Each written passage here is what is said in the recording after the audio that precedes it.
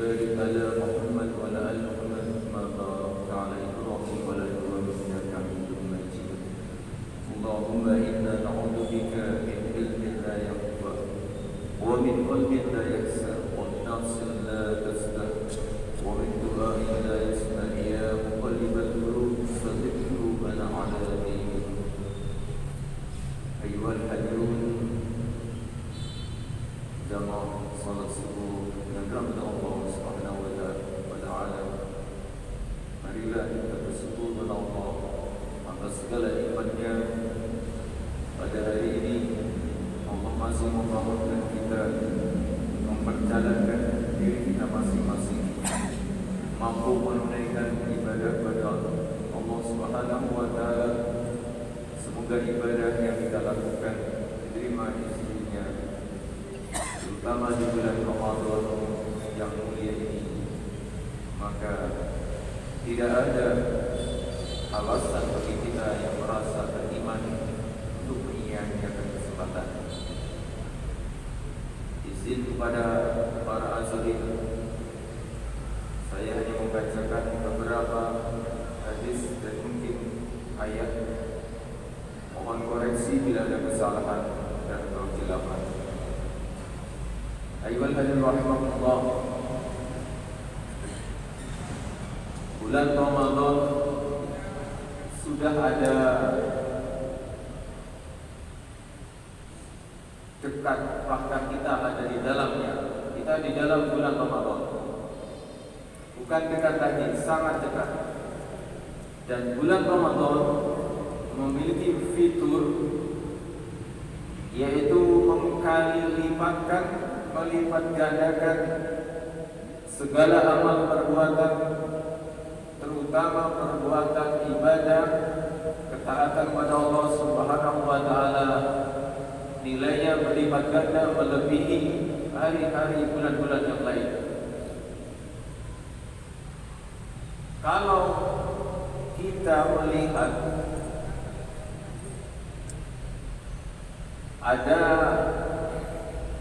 penjualan online, marketplace online, lalu menawarkan fitur-fitur big sale, flash sale, apapun itu namanya, 12, 13, 14 dan seterusnya.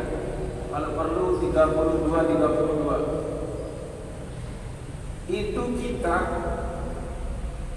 sempat-sempatnya untuk begadang menunggu jam kosong-kosong, hanya mengundi nasib yang jelasnya tidak pasti, berebut se-Indonesia bahkan mungkin sampai mancanegara. Dan yang mungkin dapat itu hanya satu atau beberapa gelintir saja. Namun itu sudah meramaikan jagat raya, sosial media, marketplace dan lain sebagainya. Harusnya bulan puasa ini menciptakan persaingan yang ketat pada diri kita masing-masing. Persaingan untuk apa? Untuk mendapatkan yang terbaik. Padahal Allah Subhanahu wa taala memberi kita kesempatan sama. Bukan seperti marketplace yang hanya memberikan 5 hadiah atau 5 yang terjual dengan harga murah. Ini semua oleh Allah dibuka dengan harga murah. Maksudnya apa? Diberi kesempatan sama, tidak perlu berebut, tapi pasti mendapatkannya. Berarti kesempatan yang murah. Berbeda dengan marketplace yang hanya memberi waktu tenggang dan benda yang terbatas jumlahnya. Kita bisa berebut, kita bisa top up, menyediakan uang untuk mendapatkan barang incaran kita. Sedangkan ini pahala Allah yang terbuka di bulan puasa, yang kita tidak perlu berebut dan semua kesempatannya sama. Maka kalau kita tidak tergerak Maka kalimat ya ayyuhalladzina amanu, wahai orang-orang yang beriman, itu tidak berlaku pada diri kita, karena fungsi iman yang tidak nyambung, tidak terasa dengan panggilan seruan Allah Subhanahu wa taala. Dan kita sudah jelas dari hadisnya berlaku secara umum, tidak ikhtiyariyah atau memilih satu atau dua orang atau golongan tertentu. Kalimatnya man shoma man qoma, berlaku umum siapa saja. Barang siapa, bayangkan kalau di marketplace dunia, barang siapa yang mengetik tombol ini akan mendapatkan benda yang akan dijualnya, misalkan mobil dengan harga Rp1. Itu mustahil ada. Namun Allah Subhanahu wa taala menyediakan sesuai hadisnya, man qama wa man shoma, barang siapa, berarti tidak terbatas. Maka oleh sebab itu, marilah kita gunakan kesempatan ini dengan sebaik-baiknya, sehingga apa? Ketika kita kembali kepada Allah Subhanahu wa taala, kita sudah memiliki bekal yang cukup, bekal yang dapat kita pertahankan di hadapan Allah Subhanahu wa taala, sehingga tentunya kita akan kembali menjadi orang-orang yang dipilih dan dimasukkan dalam surganya.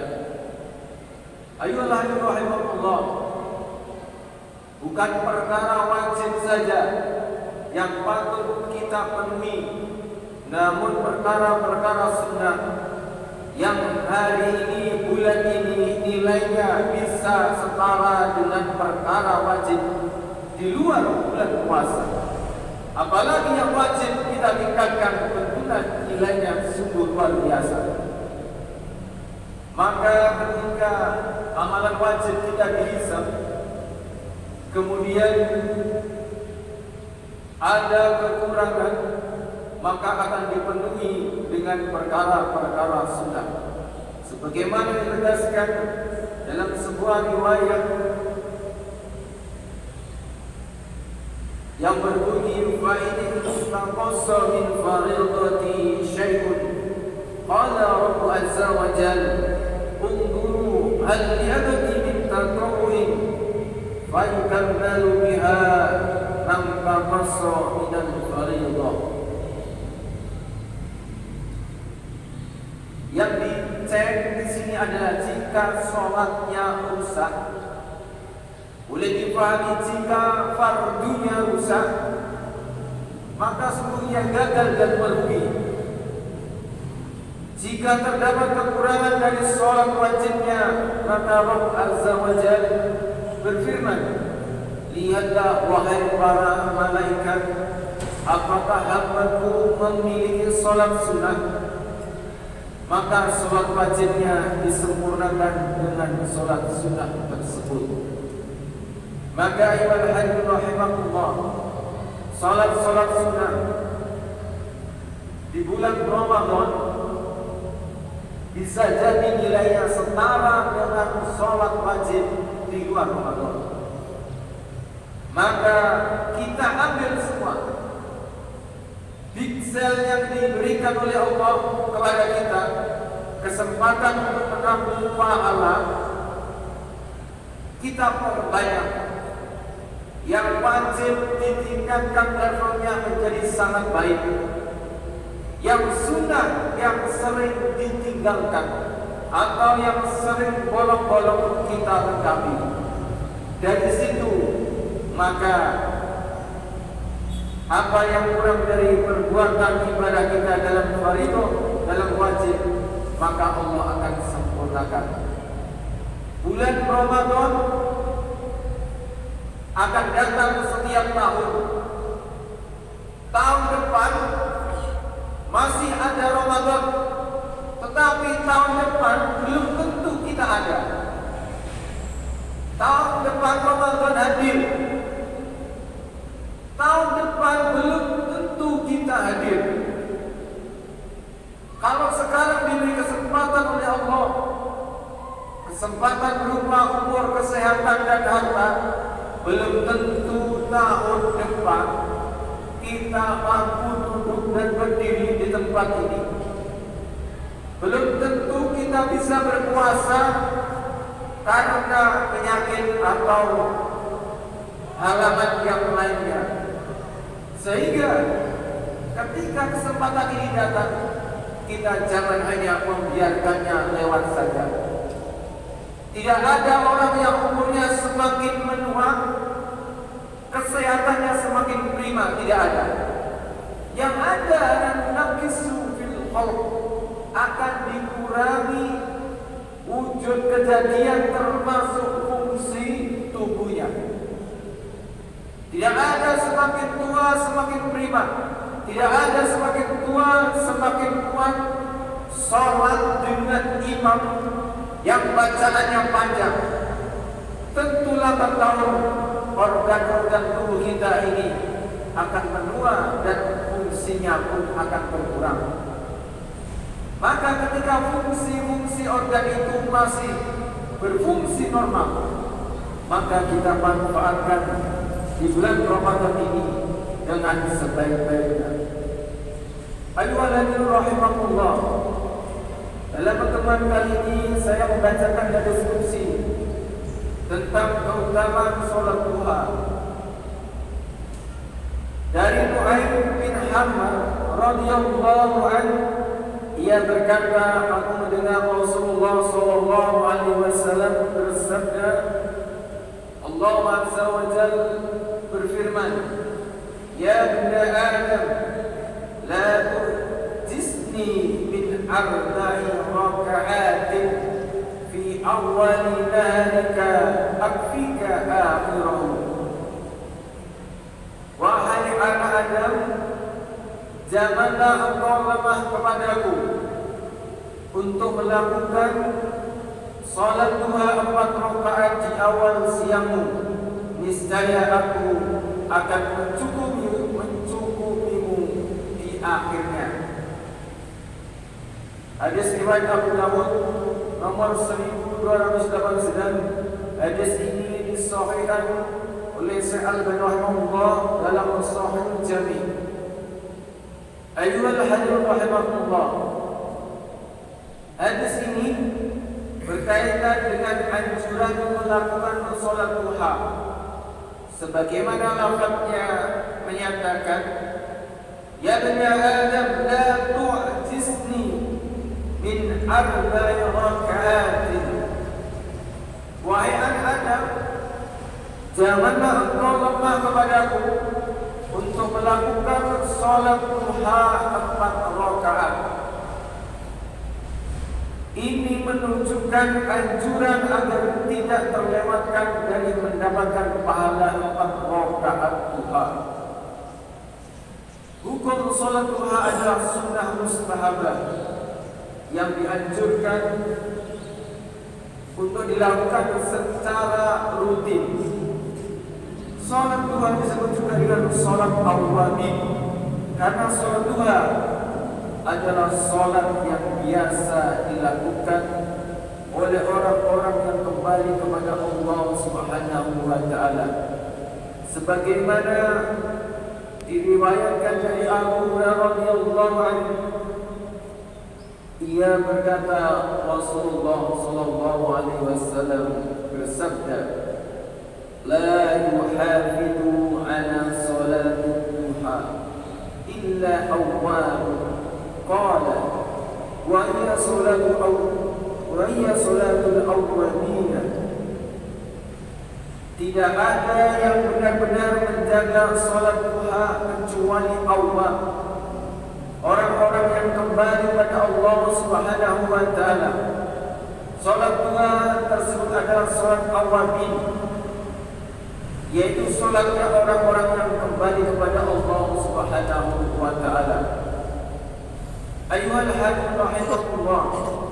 Salat duha minimal dilakukan dengan 2 rakaat dan maksimal ada 8 rakaat, termasuk di dalamnya ada salat isyraq. Karena salat isyraq adalah salat duha yang dikerjakan di awal waktu. Di antara banyak-banyak dalil yang mendukung tentang jumlah rakaat itu. Ayuhal hadirin rahimakumullah.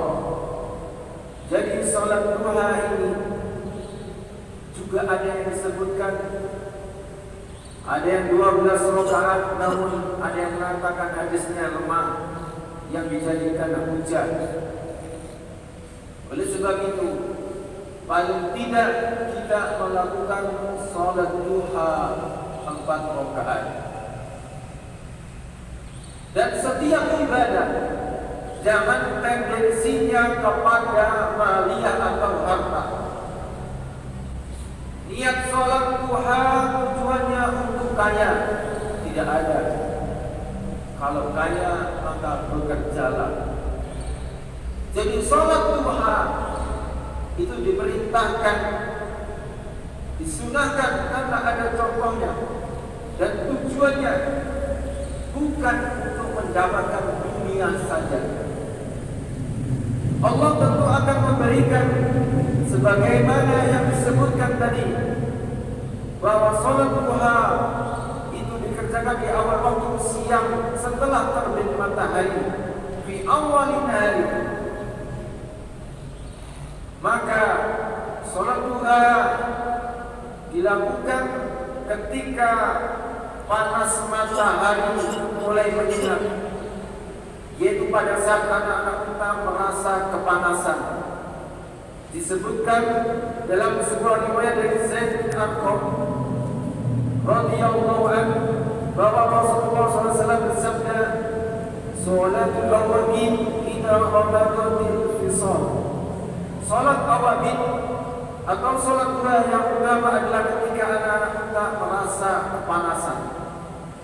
Jadi silakan hadirin jamaah rahimahullah, jangan meninggalkan salat sunnah ini. Kenapa disebutkan dalam lafaz terakhir Allah Subhanahu wa taala akan mencukupi orang yang telah melakukan salat duha 4 rakaat, sebagaimana disebutkan akfika akhirahu, aku akan mencukupimu di akhirnya. Maka seseorang yang telah melakukan salat duha 4 rakaat di permukaan siang, niscaya Allah akan mencukupinya di penghujung siang. Dengan apa? Allah akan menjaga dan menyelamatkannya dari berbagai musibah dan hal-hal yang membahayakan. Kemudian Allah akan memudahkan semua urusan-urusannya. Yang ketiga, Allah akan memberikan rezeki padanya dari arah yang tidak disangka-sangkanya. Maka kita pahami makna rezeki di sini adalah semua hal yang bermanfaat untuknya. Yang pertama tadi, menjaga dan menyelamatkannya. Ini sangat penting. Kenapa? Bila penjagaan Allah Subhanahu wa taala ada pada diri kita masing-masing, maka kita akan diselamatkan. Meskipun banyak musuh, meskipun banyak orang yang tidak senang, meskipun banyak teman kadang yang ingin menikam dari belakang, maka ini penting, penyelamatan Allah, perlindungan Allah Subhanahu wa taala. Apalagi di zaman yang tidak pasti ini, yang salah bisa menjadi benar, yang benar bisa menjadi salah, yang membunuh bisa menjadi tidak tertuduh, yang dibunuh menjadi tersangka, yang menjamret mendapatkan donasi dilindungi polisi, sedangkan yang korban dikorbankan dimasukkan penjara. Semua terbalik, kebenaran seperti dipermainkan. Namun ketika kita mampu istiqomah melakukan sholat duha ini, maka insya Allah meskipun manusia dengan golongannya, meskipun pejabat dengan partainya, meskipun pejabat dengan kekuasaannya ingin menjerumuskan kita, ingin mendolimi kita, maka perlindungan kita terakhir adalah Allah Subhanahu wa Ta'ala. Dan itu adalah perlindungan terakhir yang utama. Maka jangan sampai pernah berharap kepada perlindungan manusia, karena manusia ini hanya terbolak-balik. Sekarang dia membela kita, besok bisa jadi memenjarakan kita karena kepentingan pribadinya. Oleh sebab itu, jangan pernah kita menggantungkan hukum atau apapun kepada manusia, karena manusia itu sifatnya ada nifaknya. Karena manusia bisa berubah karena tekanan politik, tekanan massa dan lain sebagainya. Namun bila mana kita dilindungi oleh Allah Subhanahu wa Ta'ala, maka Allah akan memberikan perasaan sakinah, perasaan tenang di hati kita, karena Allah sudah menjaminnya. Itu salah satu fungsi dari sholat duha.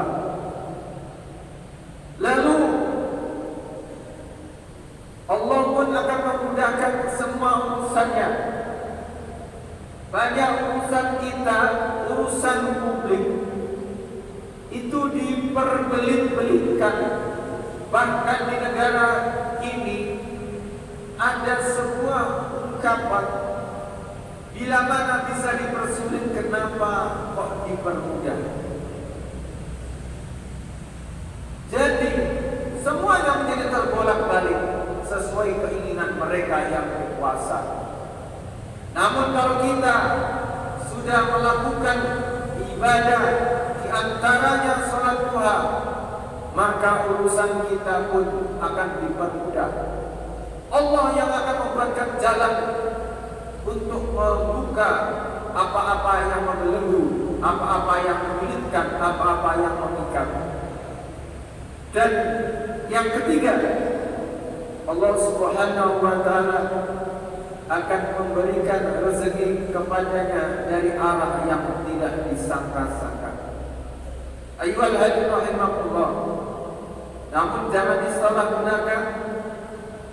Saya berdoa agar menjadi orang kaya. Tidak. Kita lepas saja niat kita. Niatnya kepada Allah Subhanahu wa Ta'ala. Kita memohon rezeki kepadanya, maka Allah yang akan membukakannya. Jika rezeki itu jauh, maka Allah akan mendekatkan. Jika rezeki itu sulit, maka Allah akan memudahkannya. Tentunya rezeki itu jangan kita hitung hanya bentuk harta, uang, dan benda-benda yang nampak. Rezeki itu sifatnya umum. Di antaranya Allah memberikan hidayah kepada kita, itu rezeki paling mahal.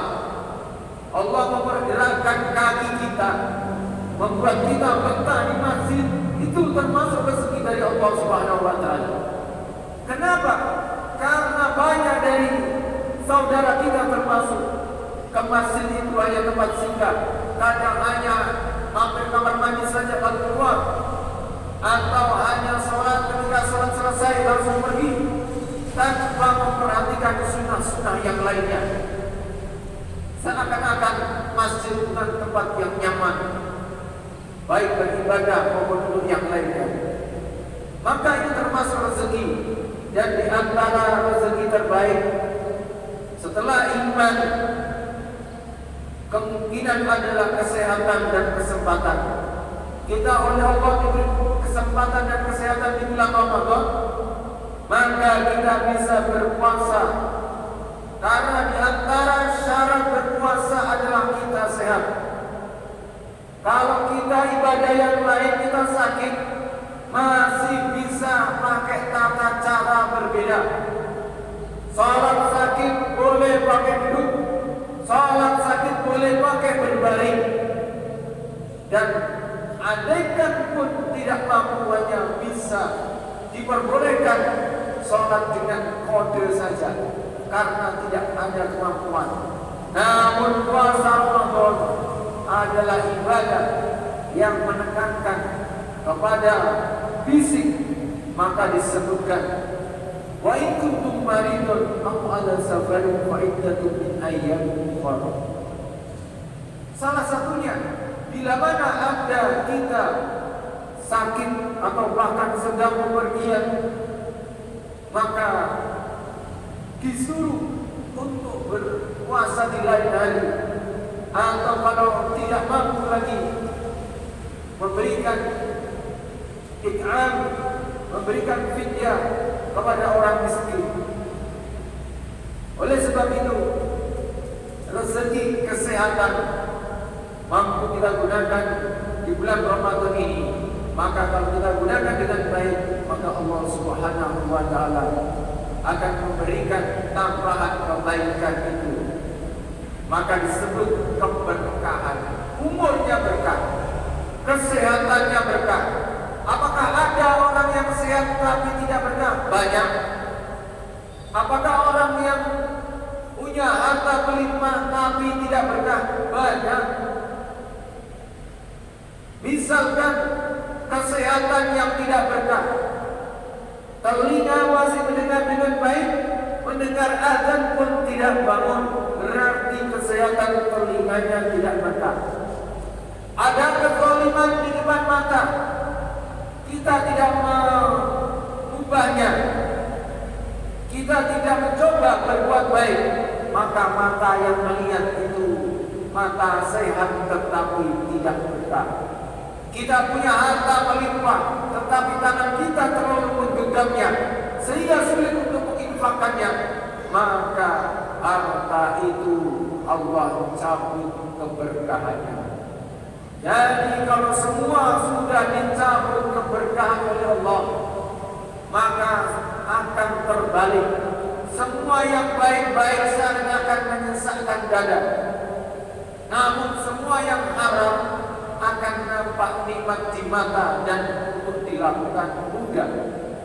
Sedangkan kalau sudah dicabut keberkahan dalam hidupnya, baik harta maupun fisiknya, meskipun sehat dan masjidnya pun dekat, dia tidak akan mampu mendatanginya.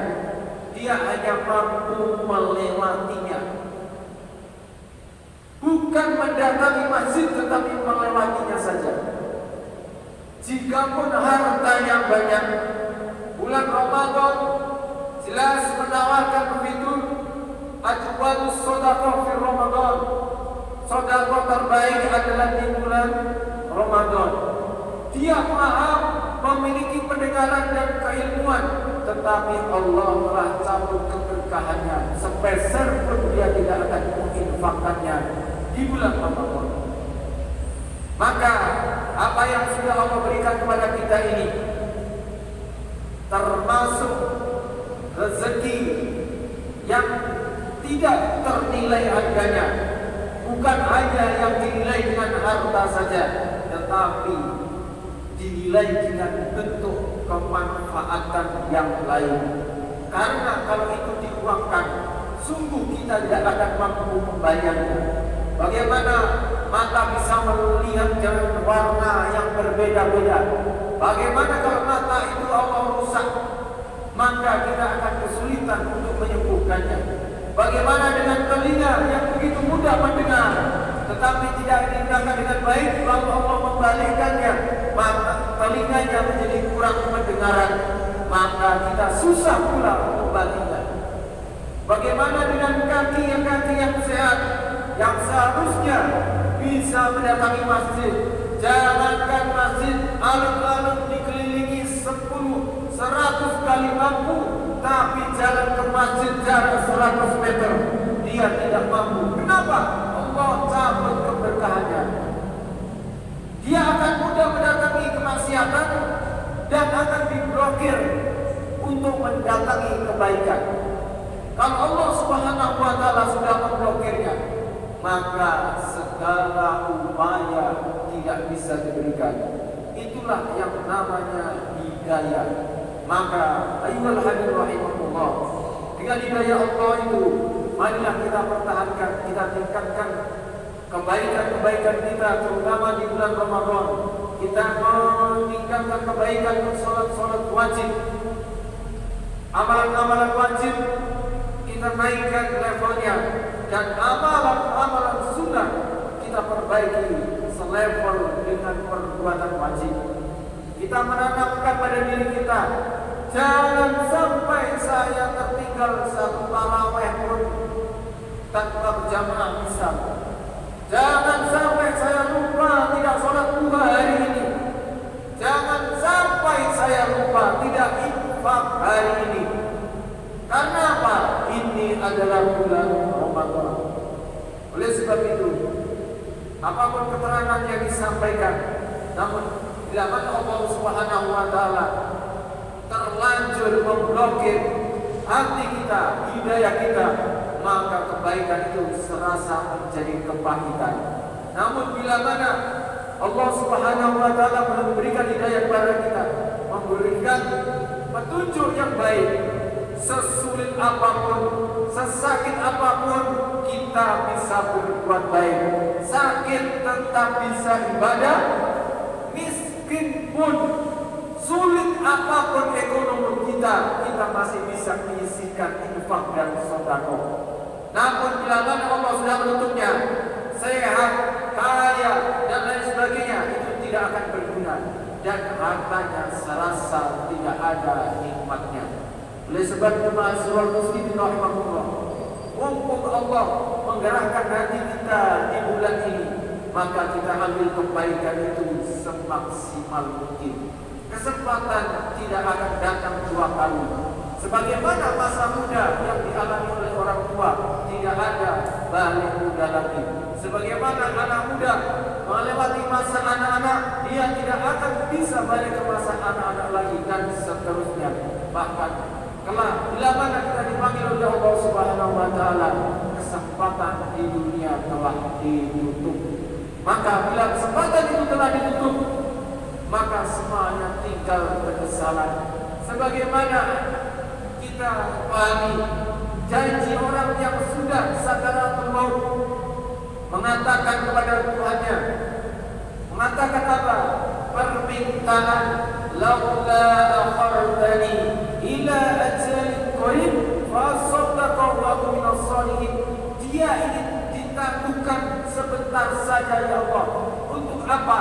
Dia menyesal karena hartanya belum diinfakkannya. Hartanya masih utuh, rekeningnya jumlah angka di belakangnya panjang. Kenapa dia menyesal? Ternyata apa yang diusahakan dia tinggalkan. Dia tidak bawa kepada Allah Subhanahu wa taala. Mari apa yang kita usahakan ini seyogyanya kita bawa menghadap Allah Subhanahu wa taala. Harta-harta kita, anak-anak kita, semua mendukung kita mencapai surganya Allah. Jangan sampai terbalik, harta-harta kita menjadi fitnah, anak-anak kita menjadi musuh bagi kita yang nanti akan menyusahkan hisabnya kelak di akhirat di hadapan Allah Subhanahu wa taala. Demikian yang dapat saya sampaikan.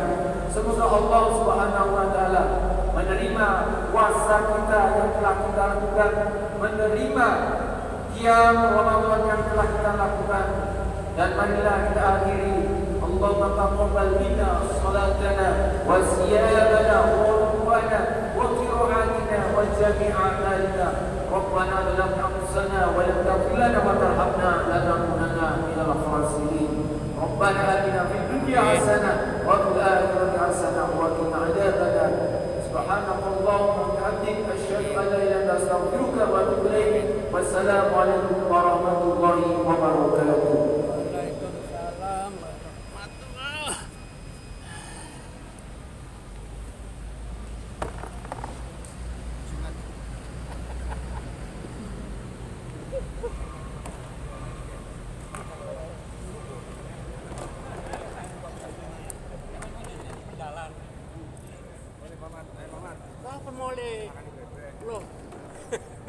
Makan di bebek. Bebek itu beler.